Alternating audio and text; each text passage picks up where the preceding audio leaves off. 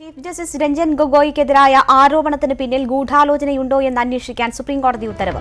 Retired justice A K. പട്നായികിന്റെ മേൽനോട്ടത്തിലാകും അന്വേഷണം.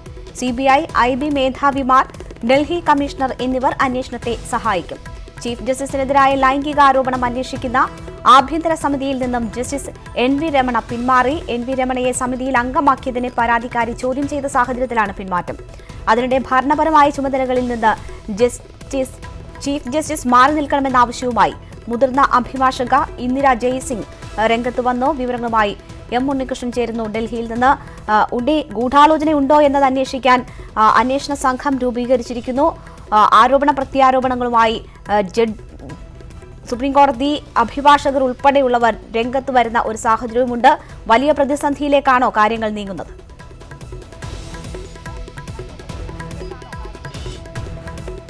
രേണുക, തീർച്ചയായും ചീഫ് ജസ്റ്റിസ് രഞ്ജൻ ഗൊഗോയ്ക്കെതിരെ ഉയർന്നിരിക്കുന്ന ആരോപണങ്ങളിൽ കൃത്യമായുള്ള അഭിപ്രായ ഭിന്നതകളുണ്ട്. അതിനിടെയാണ് ഇപ്പോൾ ചീഫ് ജസ്റ്റിസിനെതിരെ ആരോപണം ഉന്നയിച്ചതിന് പിന്നിൽ ഗൂഢാലോചനയുണ്ടോ എന്ന് അന്വേഷിക്കാനുള്ള കോടതിയുടെ തീരുമാനം പുറത്തുവരുന്നത്. ചീഫ് ജസ്റ്റിസിനെതിരെ യുവതി ലൈംഗിക പീഡന ആരോപണം ഉന്നയിച്ചതിൽ ഗൂഢാലോചനയുണ്ടെന്ന് അഡ്വക്കേറ്റ് ഉത്സവ് ബെയിൻസ് എന്നയാളാണ് ആരോപണം ആദ്യം ഉന്നയിച്ചിരുന്നത്. അദ്ദേഹത്തിന്റെ 2 സത്യവാങ്മൂലങ്ങൾ സുപ്രീം കോടതി പരിശോധിച്ചു. അതിനുശേഷമാണ് കോടതിയെ അസ്ഥിരപ്പെടുത്താൻ ഒരു ലോബി പ്രവർത്തിക്കുന്നുണ്ടോ എന്നതടക്കമുള്ള വിഷയങ്ങൾ അന്വേഷിക്കാൻ സുപ്രീം കോടതി തീരുമാനിച്ചിരിക്കുന്നത്. സുപ്രീം കോടതിയിൽ നിന്ന് തന്നെ വിരമിച്ച മുൻ ജഡ്ജി എ.കെ. പട്നായിക്കിന്റെ അധ്യക്ഷതയിലാണ് ഈ സമിതി പ്രവർത്തിക്കുക. CBI director, IB. Director, Delhi police commissioner എന്നിവർ ഈ സമിതിയുടെ പ്രവർത്തനത്തിന് ആവശ്യമായ സഹായങ്ങൾ നൽകണം. സുപ്രീം കോടതിയിലെ ജഡ്ജിമാരിൽ നിന്നും അനുകൂല ഉത്തരവുകൾ സമ്പാദിക്കുന്നതിന് വേണ്ടി വഴിവിട്ട ഇടപെടലുകൾ നടക്കുന്നുവെന്നാണ് ഉയർന്നിരിക്കുന്ന ഒരു ആരോപണം. അതിനുവേണ്ടി രാജ്യത്തെ ഒരു പ്രമുഖ കോർപ്പറേറ്റ് സ്ഥാപനത്തിന്റെ ആൾക്കാർ പ്രവർത്തിക്കുന്നുണ്ട് എന്നും ഈ അഭിഭാഷകൻ സത്യവാങ്മൂലത്തിൽ പറഞ്ഞിട്ടുണ്ട്. ഇതടക്കമുള്ള എല്ലാ വശങ്ങളും ഇനി ഈ സമിതിയായിരിക്കും പരിശോധിക്കുക.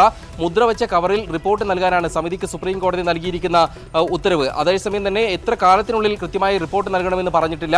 Justice AK. പട്നായിക് സമിതിയുടെ റിപ്പോർട്ട് ലഭിച്ചതിന് ശേഷമായിരിക്കും ഈ ഒരു ഗൂഢാലോചന കേസ് സുപ്രീം കോടതി ഇനി വാദത്തിനായി പരിഗണിക്കുക. കൃത്യമായ സമയപരിധി നിശ്ചയിക്കാത്തത് കൊണ്ട് തന്നെ എപ്പോഴായിരിക്കും ഈ നടപടികൾ എന്നിന് പറയാൻ കഴിയില്ല. അതേസമയം ചീഫ് ജസ്റ്റിസിനെതിരായ ലൈംഗിക ആരോപണത്തിൽ ആഭ്യന്തര അന്വേഷണം സുപ്രീം കോടതിയിൽ പുരോഗമിക്കും. അത് ഇതുമായി ബന്ധമുണ്ടാകില്ല എന്ന് സുപ്രീം കോടതി എടുത്തു പറയുകയും ചെയ്തിട്ടുണ്ട്. ഈ 3 അംഗ സമിതിയിൽ അംഗമായിരുന്ന ജസ്റ്റിസ് എൻ.വി. രമണ ആ സമിതിയിൽ നിന്നും പിന്മാറിയിരിക്കുന്നു എന്നതാണ് പുറത്തുവരുന്ന ഏറ്റവും പുതിയ വിവരം. അദ്ദേഹത്തിനെതിരെ ഇന്നലെ ഈ പരാതി നൽകിയിരുന്ന യുവതി തന്നെ ആരോപണം ഉന്നയിച്ചിരുന്നു. ജസ്റ്റിസ് രമണയ്ക്ക് ചീഫ് ജസ്റ്റിസുമായി വലിയ അടുപ്പമുണ്ട് അദ്ദേഹം. അതുകൊണ്ട് തന്നെ ആ സമിതിയിൽ തുടരുകയാണെങ്കിൽ തനിക്ക് സ്വാഭാവിക നീതി നിഷേധിക്കപ്പെടുമെന്നാണ് യുവതി പരാതി നൽകിയിരുന്നത്.